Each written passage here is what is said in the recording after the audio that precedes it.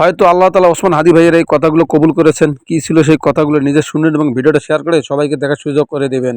এই যে একা একা চলাফেরা করছেন, জীবন নিয়ে শঙ্কায় ভুগেন না কখনো? যে আমার পরিবার সবাই তো, আমি আমার মাকে বলেছি যে দেখো, মানে আমরা যে লড়াই নেমেছি, আমার একটা মনে হয় কি, কোনো রাজনীতিবিদের না বাসায় মৃত্যুটা হইতে পারে না, এটা কোনো ভালো মৃত্যু না। যিনি রাজনীতি করেন, যিনি লড়াই করেন, যিনি বিপ্লবী, যিনি সংগ্রামী, তার মৃত্যুটা হবে একটা সংগ্রামের মধ্য দিয়ে, একটা রাজপথে, একটা গ্লোরির মৃত্যু।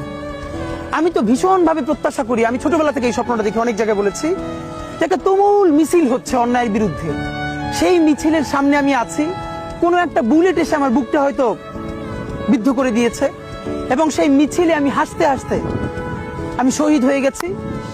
এবং সবাই যখন মৃত্যুটাকে ভীষণ ভয় পায়, আমি তখন হাসতে হাসতে আল্লাহর কাছে ভীষণ সন্তুষ্টি নিয়ে পৌঁছতে চাই যে আমি একটা ন্যূনতম ওই জীবনটা লিড করতে পারলাম, যে আমি একটা ইনসাফের হাসি নিয়ে আমি আমার আল্লাহর কাছে পৌঁছতে চাই। সুতরাং আগামী 50 বছর বাঁচলাম, কোন ইম্প্যাক্ট তৈরি হলো না আমার দিয়ে, দেশের জন্য, রাষ্ট্রের জন্য, উম্মার জন্য, জাতির জন্য।